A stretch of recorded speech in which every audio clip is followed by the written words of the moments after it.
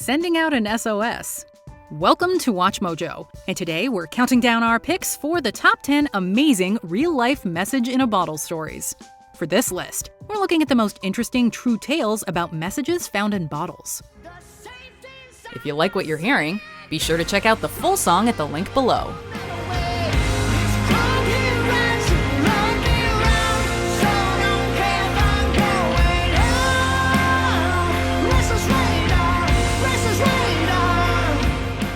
Number 10. The Hometown Hero. In April 2005, a Wisconsin kid named Steve Lytle found a bottle in White Lake containing a note written by another young boy in 1995. The note read, quote, "My name is Josh Baker. I'm 10. If you find this, put it on the news." The finder instantly recognized the name as he was a hometown hero of sorts. Baker had joined the Marines at 18, and his small town rallied behind him upon his deployment to Iraq. He returned, much to the joy of the town, only to be killed in a car accident months later. Baker's mother took comfort from the message, and it did end up in the news, as the young boy wished. Number 9. A British Royal Mail ship passenger. Jeff Flood was walking along 90 Mile Beach in New Zealand when he stumbled across a mysterious bottle with a message inside. Dated March 17, 1936, it read, quote, "At sea. Would the finder of this bottle kindly forward this note?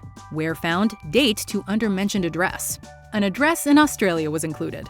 The message was written on stationery belonging to a British Royal Mail ship that transported passengers from England to Australia. Flood did some research and found that the sender had died in the 1940s, but had a living grandson named Peter Hilbrick in Perth, Australia. Hilbrick was overjoyed when Flood sent him the bottle and message, thrilled to have a connection to his grandfather years after his passing. Number 8. A beloved hobby. Wim Kruijswijk of the Netherlands had been scouring the coast for messages in bottles as a hobby for decades. In 34 years, I collected over 1,200 messages in bottles. In 1983, a year in which he found 3 bottles, he reached out to the letter writers and was pleased to get answers from all of them. He responds to the senders whenever possible, and has made many a pen pal in doing so. The collector did a survey of 435 of his found bottles. He reported that 75% of the messages he found included requests for pen pals. The other 25% contained a variety of subjects, such as jokes, religious pamphlets, love letters, drawings, requests for help, advertisements, and even one message in protest of pollution. Ironically. And I don't even on the beach open them. I put them in my rucksack, and at home I open them to have a second surprise. Number 7. Helping a family find a new life. During a cruise to Hawaii in 1979, Dorothy and John Peckham threw wine bottles containing notes requesting responses into the sea. The bottles contained dollar bills for postage. Several years later, the couple received a correspondence from Thailand. Hoa Van Nguyen, a former lieutenant in the Vietnamese army, had found it while attempting to escape from the political regime in Vietnam with his younger brother. The couple corresponded with the soldier and eventually helped him and his family by sponsoring them so they could immigrate to the United States. They met in person in 1985 as the Vietnamese family arrived in the U.S. Number 6. A sailor looking for love. In the 1950s, a Swedish sailor, Åke Viking, left his romantic fate to the sea as he tossed a plea for love in a bottle over the side of his ship. The brief message was addressed to, quote, "someone beautiful and far away," including information for postal response. 2 years later, the bottle was found by a fisherman in Sicily, Italy. He gave the bottle and message to his daughter as a joke. She answered the message with, quote, "I am not beautiful, but it seems so miraculous that this little bottle should have traveled so far and long to reach me that I must send you an answer." The two corresponded until the sailor ended up coming to Sicily to marry his newfound love. Number 5. A World War I soldier's last goodbye.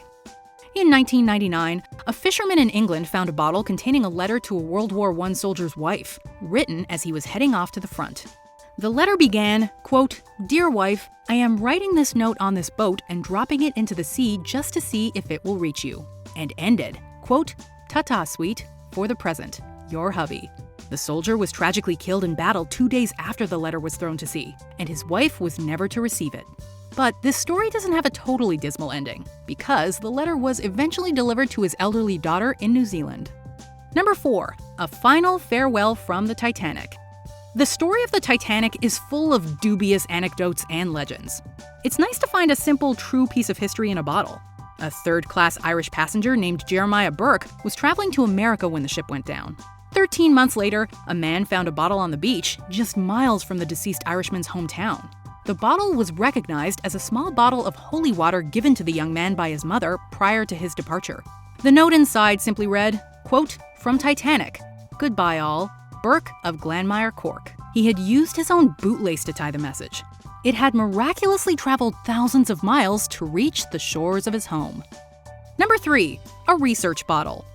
Many of the bottles found in the ocean contain messages about studies of the ocean's currents. In fact, this was one of the main origins of the practice.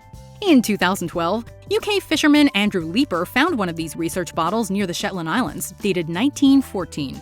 It contained instructions on the return of the bottle and was one of 1,890 bottles left to the sea as part of a project studying the currents. Despite the experiment taking place in the early 20th century, this bottle was only the 315th to be found. At the time, this set the world record for oldest message in a bottle, though it has since been broken. Number 2. A message from grandfather. In 2014, fisherman Conrad Fisher found an old bottle in his nets in the Baltic Sea. It contained a postcard from a young man written in 1913. It's believed that he threw the bottle to sea while on a nature appreciation hike. Much of the card was illegible, but there was enough readable information to track down the man's granddaughter, Angela Erdmann. Erdmann hadn't known her grandfather, as he died 6 years prior to her birth. Now in her early 60s, she was delighted to have some form of connection to him, as she knew little about him. The bottle and message are on display at the International Maritime Museum in Hamburg, Germany. I have considered sending a message in a bottle before. Have you ever thought about it? What would you even say? Anyway, I honestly can't believe some of these stories. And our number 1 is perhaps the most can't believe it's true, so let's look through the honorable mentions, and then we'll name the most amazing real-life message in a bottle story. Looking for a pen pal. Zoe Averianov's 1990 message, answered by a Dutch couple 23 years later. Hi from Massachusetts. 10-year-old Max Vredenberg's 2010 message, answered from France 9 years later. Across the Atlantic, Shiloh Kokar's 2015 message in Bermuda, answered from Morocco. Indian Ocean missive, Anne O'Sullivan's message from Indonesia, answered from South Africa.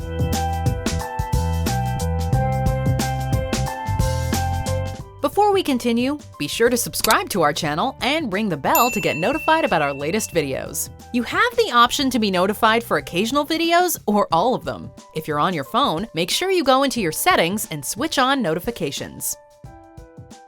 Number 1. Drift bottle.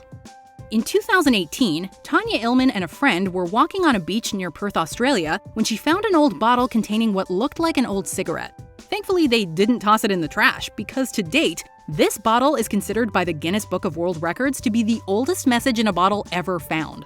Dated June 12, 1886, the message contained a German vessel's coordinates, date, and route. The bottle was what's known as a drift bottle, a research method to study the ocean's currents.